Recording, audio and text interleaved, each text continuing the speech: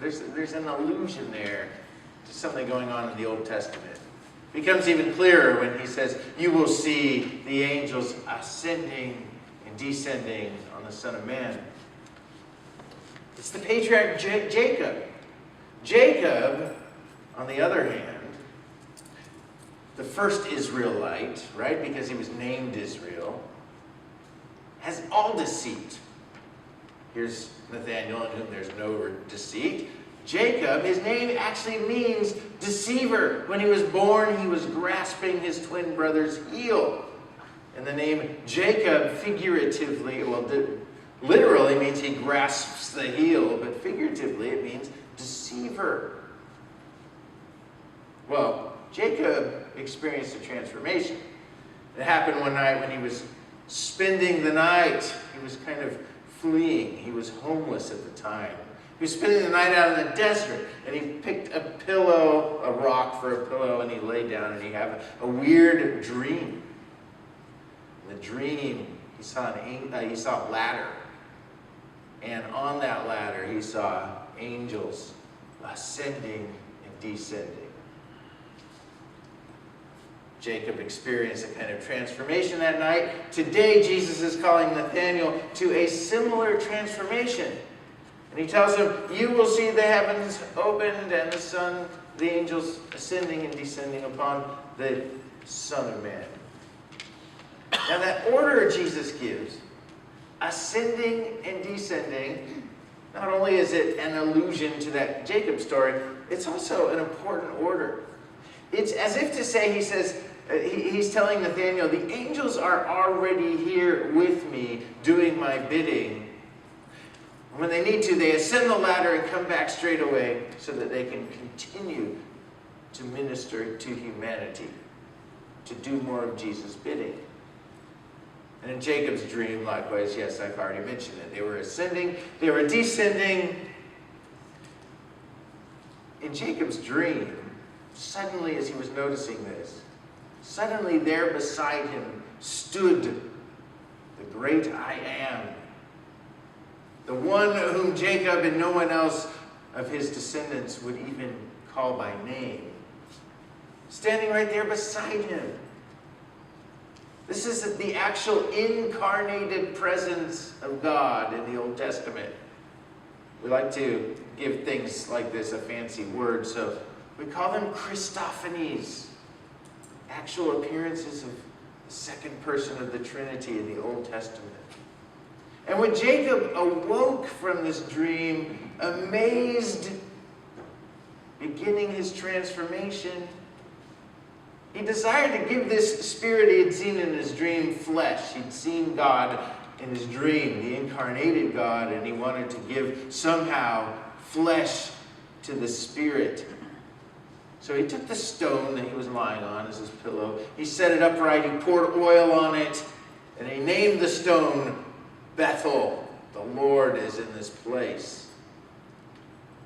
For Jacob, that stone was now the pillar of God's house. A stone that he could return to whenever he wanted in order to be reassured of God's incarnation, God's actual presence here on earth. And in that dream to Jacob, the incarnation had said, I am with you wherever you go. He did not say, I'm to be found only in this rock that you've established as a pillar. He did not say, I'm only to be found in God's house, or I may be found only through some complex hierarchy of priests and other sorts of persons. The incarnation in Jacob's dream didn't say any of this. Instead, he said, I am with you always. And today, this ladder, Jesus tells Nathanael today, it's not a one-time thing. God in Jesus is not an aloof king, away somewhere, reigning from far off in the heavens, detached from his people. God in Jesus is not present with us only in some temple or tabernacle or church building, only in the bread and wine of the Eucharist. God in Jesus is right here with us. And God and Jesus is out there with us wherever we are, wherever we go, in all we do. Jesus is the ladder between heaven and earth. Maybe I should say earth and heaven, ascending and descending. The angels ascend and descend upon him. By Jesus, God has forever brought heaven and earth together. Would Nathanael see this? Would his transformation go farther than Jacob's? Nathanael's a kind of representative for us, the church. Will the church's transformation go farther than Jacob's? That's the question I want to be concerned with most today. How does the church put on the flesh of the incarnation? It's a transformation we're going through. It's not a one-time thing where we check a box and we're done. This transformation will go on. It's going on now, and it will continue to go on. It has been going on. Ongoing transformation. But what does this look like today? If we're talking about the incarnation of God, the second person of the Trinity, Jesus, well, Jesus is no longer here bodily. He's been resurrected and ascended. He sent his Spirit to carry on his work. There's also angels in this text, the angels of God ascending and descending. Jesus leaves his Spirit. There's angels of God. This sounds so spiritual, right? How do we put flesh on this? Where's the incarnation? Well, the church has been dealing with this question for years. We're still dealing with it. It's part of that ongoing transformation. But I want to give you one example, which I think is pretty clear on just how the church has been infleshing the spiritual. And I'm going to start there in the spiritual, and then I think you'll see where it comes. And I'm going to use just one example, but I'm going to start with something that's kind of fun from my own past. I think a lot of you know, some of you anyway, that I got my Master of Divinity at Sewanee. Sewanee School of Theology. Sewanee is a town in Tennessee where there's an Episcopal seminary. It's a small town. It's neat. It's got this neo-Gothic architecture. It's a university town. It sits up on a hill. It gets foggy. Students walk around in robes. It almost looks like Hogwarts, or something. But it's this neat place. So there's all these deep-rooted, deep-seated traditions. And one of the traditions is everybody knows it in town, and almost all practice it, whether they're believers or not. And that tradition is that as you go into town by car, you pass between two stone pillars. And people who've lived there for any time, if you're sitting in the car with them, as they pass through those stone pillars, they reach up and they tap the ceiling on their car. When they're entering, they tap the ceiling, sometimes open-palmed this way. When they're exiting, sometimes they grasp. They hit the ceiling and they grasp. Well, what's going on there? What's that tradition? Well, it's guardian angels, of course.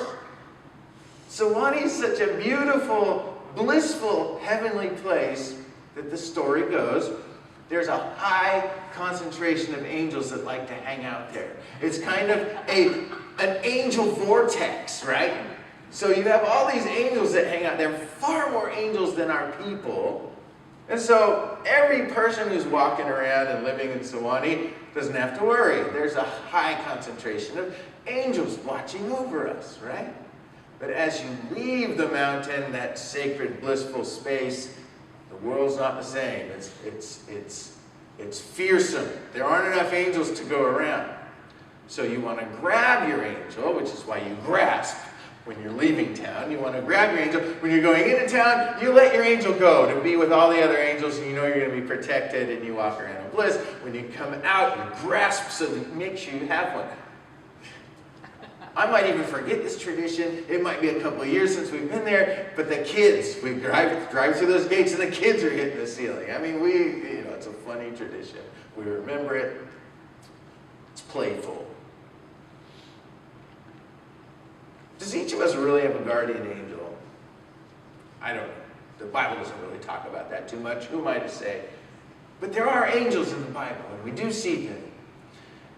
In today's situation, and the situation with Jacob and other places, and The theology we can get from them is that they are a kind of ministering spirit. Spirit. We can't see them, but they minister to humanity in some way, giving people help, the help they truly need from God, and so on. He's just playing with this idea. But to get less spiritual and more fleshy, the church has developed this idea, its understanding of angels as ministering spirits, into the office of deacon. There are laypersons, there are deacons, there are priests, there are bishops. Deacons specifically, theologically, are Christ's servants. They interact with people, especially the broader culture. They serve the needy. They otherwise minister to people as Christ directs. What we call pastoral care, what we call outreach. Traditionally, historically, these have really been the tasks of deacons. Deacons bring Christ to the broader community. They pray with the downhearted. They visit the sick. They feed the hungry. They clothe the naked, and so on. Deacons are really angels in the flesh. That's the theology. We don't have very many deacons in our church anymore. I'd like to see more of them. Unlike Sewanee, there aren't enough deacons to go around. So if you happen to see one without enough to do, grasp them and bring them here to St. Thomas. We could use more deacons around here. So there it is. That's the one example. One way in which the church has been incarnational in its history. Deacons are ministering spirits incarnated. And there are some other ways that we've been working at this. The transformation's ongoing. We still have a long way to go. And by a long way, I don't mean just ordaining more deacons, though see me if interested, right? You can go down that path. But what followed? Let's go back to Jacob. What followed his transformation? Well, he was named Israel. Israel made a rock into a pillar of God's house. Israel confined the incarnation of God in a lot of ways to that rock, to that place, to that specific location. And after a long period of time, Israel's followers, Israel's descendants, developed an elaborate religious system, so that Israel's people might approach the incarnation of God, but really only in a specific location and only in a specific way, through a system of sacrifice. Gentiles were allowed to approach God too, albeit only according to this elaborate system, and they could never achieve the social status in their lifetime as an Israelite. And finally, Israel built a glorious temple after wandering in the desert, after living in the city of David for a long time. David's son Solomon built a temple, the house of God. I believe he used the very stone, I didn't check this, but I believe he used the very stone Jacob had erected as a pillar of God's house. Now, that's Jacob's transformation over time. Has Nathaniel's transformation, the church's transformation, really been all that different? We still have very elaborate systems. We do have deacons who go out into the culture. That's kind of a way of infleshing Christ. We still have some pretty elaborate systems. It seems to me some of the same systems that Jesus and those he called to follow him opposed. I wonder if Nathaniel's transformation is following Jacob's maybe a little too much. People must come to the church building, our little temples, in order to find the incarnation of God. And we know that in our minds, that's not the case. We know God's out there with us. But we've made it this way in some ways. We convey this message in some ways. We somehow convey that the incarnation is specifically located in the bread and the wine of the Eucharist. Only the priest is allowed to consecrate that. Only the bishop can confirm people into the church. It's a pretty elaborate system. I don't really know what to do with this or where to go. I'm just kind of doing some introspection and wondering as we look at the scriptures today. Whatever we say we believe in our theology, which we do believe, maybe we, Nathaniel, the church, end up conveying an elaborate message in maybe even a hierarchical message, a sacrificial system in our prayers and in our liturgy and in our architecture. Do we end up keeping Christ somewhat aloof and away from people? And Christ is the very incarnation of God. Today, Christ is transitioning. Jesus, the man, is transitioning in John, where we find it located today. It's at the end of chapter 1. Immediately following this, he begins his earthly ministry. We see his first miracle, turning water into wine at Cana. Prior to today, we've been hearing things like, in the beginning was the Word, and the Word was with God, and the Word was God. A few verses later, and the Word became flesh and dwelt among us. Prior to today, we're starting in the heavens. Jesus is crossing the threshold from the heavenly to the earthly today. It's pretty neat. He talks about that ladder. The angels ascend and descend. He brings heaven and earth together. Prior to coming, think about this. Up to this point, Jesus has always been living in relationship in Trinity. Trinitarian relationship. We like to call this Trinity like a divine dance. Every partner knows his part. Every partner knows the other parts. They live in co-equality, co-eternity. It's beautiful. It's harmonious. That's what Jesus brings today to Nathaniel and Philip and the others. He's calling them to dwell with him in relationship. Relationship with him, not hierarchy. It's interesting, the angels are in there too. He's going out to heal a broken world. He calls people into relationship. The angels are somehow in this relationship too. It's a divine and human relationship. He's inviting all to participate in this divine dance he's always participated in. Whether angel or human, whether spiritual or material, whether bishop or priest or deacon or layperson or unchurched. And he's not placing an elaborate system of hoops for people to jump through in between. Just come as you are. Come and see. I think this is what Paul was getting at over in Galatians when he said, there's no longer Jew or Greek. There's no longer slave or free. There's no longer male and female. For all of you are one in Christ Jesus. Well, we are Nathaniel, we the church, and yes, we still have a lot of transformation to do. There's a lot of work ahead of us.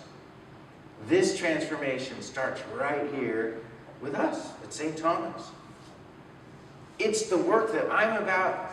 It's the work that I'm asking you to do with me in our relationship, in our years ahead together, living together as Christ's. And more specifically, because of this time of the year, it will be the particular focus of the Bishops' Committee in the years ahead.